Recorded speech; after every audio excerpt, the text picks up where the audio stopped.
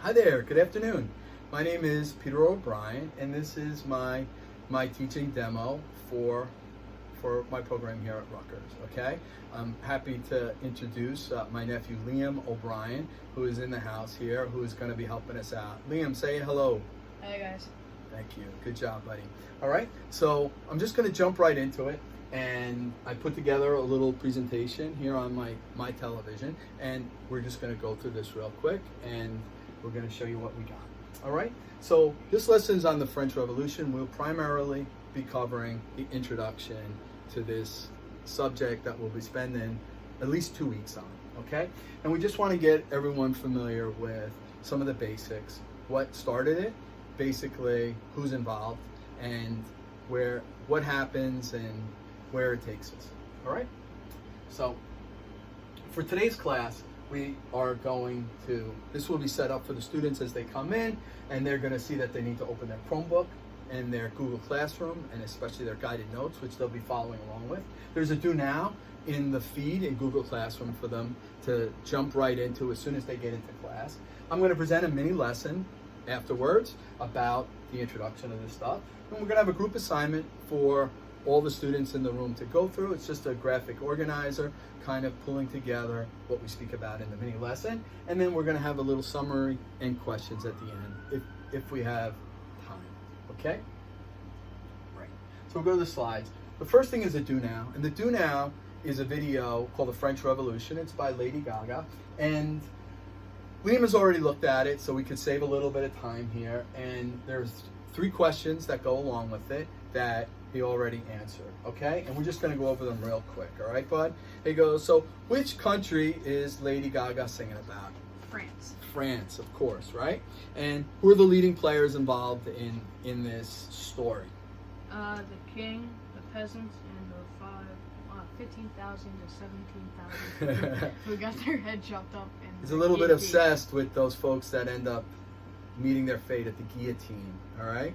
So, and what do the peasants want primarily? In the video, they spend a lot of time talking about what they want. What is that? More money for like food. They want food, right? And maybe they don't want more money, but they want less. What do they want less of? Taxes. Remember? Taxes. Excellent. Good job, bud. All right? So they're already paying taxes. They don't want to pay any more. All right? So let's find out what gets them to that situation, puts them in that situation. All right? So this is the beginning of our lecture, okay? And I'm just going to talk about some of these things I mentioned. France itself. We're going to talk about the king, Louis XVI, and the Ancien Regime. All right? Money is a big part of the story. There's 3 estates: the Estates General, the National Assembly, the Tennis Court Oath, and the Bastille. I don't think we will get to that stuff, and I do realize I'm kind of rushing through this a little bit. I'm going to try to slow down a little bit. All right. This is our 4th attempt, by the way. It's our last attempt. We're just going to go right through it, right, bud? Mm-hmm. Thank you. Good. All right. So we're going to talk a little bit about France. All right. France, of course, is in Europe. Here's a map right there, and France is in the middle of it. This is only part of Europe. This is the western part of Europe. Okay. You see, Spain is to the south. Britain is to the north. Ireland is right there. Germany is to the west of France. Okay. It's a really big country at this point in time, all right? I believe the United States is only maybe about 3 million people at this point. The brand new United States, we just spoke about them in our previous lessons, right? But France, about 28 million people. It's almost like 8 to 10 times the size of the United States as far as population, all right? They're really powerful, as we know when we saw the French Revolution, that it was their assistance. When they got involved, the colonists started to turn the war around, right? They sent soldiers. What else did they send? What are those things? You remember? Guns. Yeah. They sent weapons and guns. They sent ships and all this other stuff. All right? So, and that costs a lot of money, sending that stuff. But they were very successful, very powerful. All right? They have colonies all over the place. All right? They have colonies in the Caribbean, all right, in the form of Haiti, where they're making sugar and rum. They're selling that all over the place. They're making tons of money on that. They're up in Canada and Quebec. They have a big thing. They're sending trees and wood and natural resources back to here, all right? And they're also in the United States, what we call the United States today, and they're just west of the original colonies, all right? And just for example, Louisiana, which of course is one of our states, is actually named after the king, after one of the kings. I'm not 100% sure which one, but Louisiana is actually named after a French king, all right? So they're super successful, they're very wealthy, but they're broke at this point in time, okay? And I know that sounds a little weird maybe, wealthy but broke, but what I want you to imagine is like having a $100,000 automobile, all right? Now, if you had that and you owned it, you have a very valuable thing, all right? But if you don't have any money, you can't afford to buy gasoline, for example, all right? Or fix the car when it gets broke. That's kind of what's going on in France. They're wealthy, they have all this wonderful stuff, these big palaces, this great city. You walk down, it's Paris, maybe the most beautiful place on the planet at this moment in time, but they're running out of money. The government is running out of money, and they owe so much money that most of the money that they're bringing in, they have to spend to pay back money they've already borrowed on things they've already spent it on. So they're still trying to pay that car off, even though they've had it for a long time. They still owe a lot of money on that, and they don't have money for it. They don't have money to pay back what they spent on it or for the gasoline. So that's why they don't want to pay taxes. That's right. So that's in part, all right? We'll talk more about that in a second, all right? On top of it, they have this king, all right? Louis XVI, all right? Mm-hmm. Which means they've had 16 kings in the past, all named Louis. He's the 16th one, all right? On top of all of this, the king is the worst. The king is a person that has maybe 25 of these cars, and he's running out of money. He spends money like crazy, and he has no concern for what anybody thinks about it. As a matter of fact, all the royals just follow him, and at this moment in time, they're spending more money. And this is probably not the ideal person to be in charge of balancing the finances. And we'll talk a little bit more about that, okay? So what the king ends up doing, here's a picture of the king. You see how grand and how how fancy he's dressed, all right? So the king actually has a plan for a couple of years he works on with a bunch of the smartest people, all right? But it doesn't work, all right? So he's running out of options, and he has the last option for him is to bring all of the people together into a big assembly, representatives from all over France, and have them sit down and come up with a plan. Maybe change the way all the taxes are doing, for example, all right? But they do know that they have to come up with something to start paying back all the money they owe so they don't go bankrupt and that the society doesn't start falling apart, all right? So he calls together what's called the Estates Generale, all right? And they do it in 1789, which is really the beginning of when this story starts to get interesting, all right?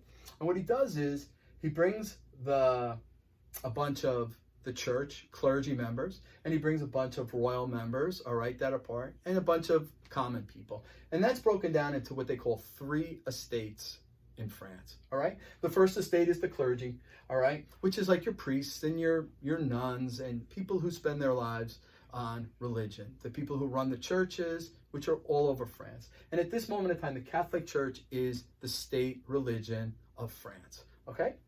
The second estate is the royalty, all right? And the king is technically part of that, although you'll see in a second, he's really on the top of the pyramid all alone, all right? But the second estate is the royalty. Those are the dukes in this case, and like marquises, all the people that are part of the royal family and the royalty. They own all these big estates, and they're very powerful group. And the third one is everybody else, all right? So I have this graphic, this little pyramid, to show it how it breaks down. Here's the monarch, which is the king. In this case, it's Louis the 16th, all right? The first estate is the clergy, which makes up 0.5%. That means 1 out of 200 people is a clergy member. The second estate is 1.5%, also a very small number, which represents 3 out of 200 people, all right? So these two groups represent 4 out of 200 people. The third estate, which is everyone else, that's the teachers, that's the bakers, that's the soldiers, and all these other folks, all right? They are 196 out of 200 people. That is the biggest group, all right? And that's how the Estates General breaks down. I'm just going to go back real quick and just show you right here. from each one of these, there's representatives of 300 members from the clergy, 300 members from the royalty, and 600 members of everybody else, the third estate. And that's 1,200 people total. The king calls them all together into one big assembly to get together to figure out a way to raise money to pay off all the debt and to help France out. Okay? Any questions so far? No. You sure? Mm-hmm. All right, good. So when they get together, they all have things that they really want and they're kind of interested in. All right? And the first estate, which is, do you remember which one? Who were the first estate? Was it the king? No, it's the second estate. Good guess though. Remember the first estate. Think of God, maybe. All right? In the first estate, like God, like the number one, like on top, right? Yeah. That might be helpful. All right? In your case, all right? The second estate is below God, which in this case is the royals, all right? And the third estate, of course, is everyone else. So here's the deal. The royalty don't pay any taxes at all, all right? They don't pay any, all right? But they get the benefit of the taxes everyone else pays, all right? So they build all their churches, they get out, they have all this responsibility, and they have all this prestige as the church, but they don't pay any taxes. Do you think they want to pay more or start paying taxes? No, they don't want to. They do not. Of course not. They like things the way they are. They want to keep it that way. Now, the second estate is the royals, and they do not pay taxes either. They don't have to pay. All right? It's a pretty good gig for them. And they're also wealthy. They're the ones with most of the money. They're the people hanging out with the king every day or all the time. They got a pretty good life. They're eating well. They're having a good time. They have music every day. It's good life being in the royal family. And they're not paying any taxes. Do you think they want to start paying taxes? No. No, absolutely no one not. wants to pay taxes. Nobody wants to pay taxes, right? The third estate is everybody else. They're actually been paying taxes, all right? They have to pay taxes to the government, all right? And They don't want to pay anymore. right. And the first thing is they don't want to pay any extra taxes. And the first thing they come up with is we're going to raise their taxes by 50%. So instead of paying $100 a year maybe in tax, now they have to pay $150, all right? But they're not getting anything extra out of it. Nothing else. All they got to do is pay more. That's basically what it comes down to, all right? And at this moment in time, there was a bad winter, and the crops are not growing as quickly as they normally do. And the crops are food, all right? So they're having a hard time growing food if they're farmers. They're making less of it, and the prices have gone up. It's a real struggle for everyday people. The first estate and second estate are getting plenty of food, all right? It's the third estate that is struggling, all right? So do you think at this point in time, the third estate is interested in paying more taxes? No. No, all right?